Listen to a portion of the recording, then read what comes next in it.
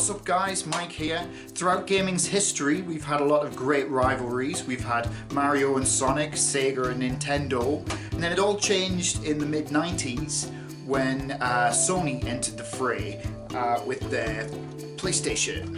Sega combated it with their Saturn.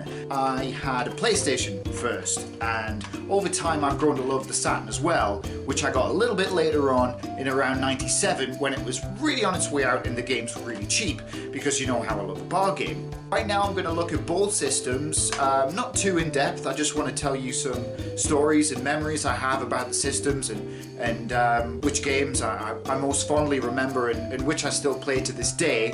And then I think we'll come to some sort of conclusion in kind of saying which console I like better and which one in my heart of hearts I know is the better machine.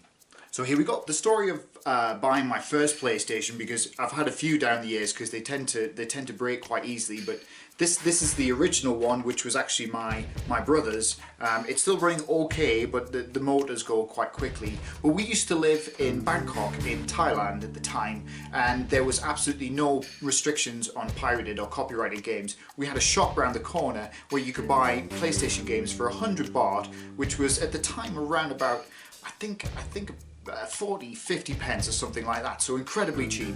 So me and my brother David would go around, buy a whole load of games, and we just play through them all, and that's what really got me into collecting, is buying all of these pirated games. And I still have a lot of them today because I don't really get rid of anything. So it's got a special place in my heart because it reminds me of that time. It reminds me of living in that country and experiencing that and playing a lot of crazy games I would just never have played here, like hacked games, Japanese exclusives that I would never be exposed to. So that's really why the PlayStation has a special place in my heart. Yeah, great machine. You can hardly see it against my black shirt. The Saturn did try valiantly to compete against the PlayStation, and it did so very well in Japan, where it had some very good exclusives.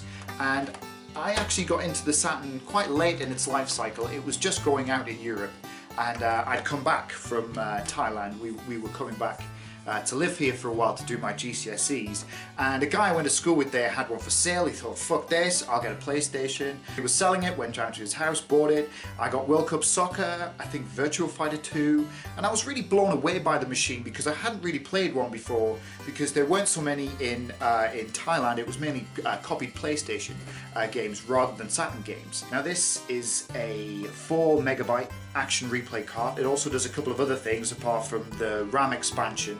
It'll let you play it makes the console region free basically, and it also acts as an action replay. So if you're a kid from the 90s, it's like a Game Genie. You enter the codes, you get infinite whatever, and I got mine maybe 6 years ago, and this was about 25-30 pounds at the time.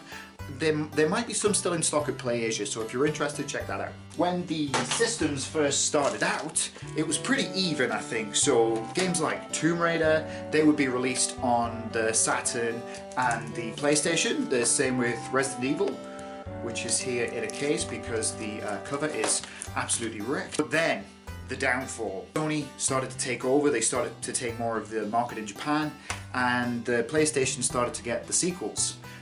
Tomb Raider 2, Tomb Raider 3, 4, 5, 6, 7, I think they made about 74 of those. But Resident Evil 2, obviously a massive hit on the system, and it was ported to the N64 and the PC eventually, but this is really the best version, which was just not available and possibly not even practically possible on the Saturn, which is a real shame. So the Saturn ended up with not much support, especially from European developers, but who did really support it was one of my favourite companies. Who might that be?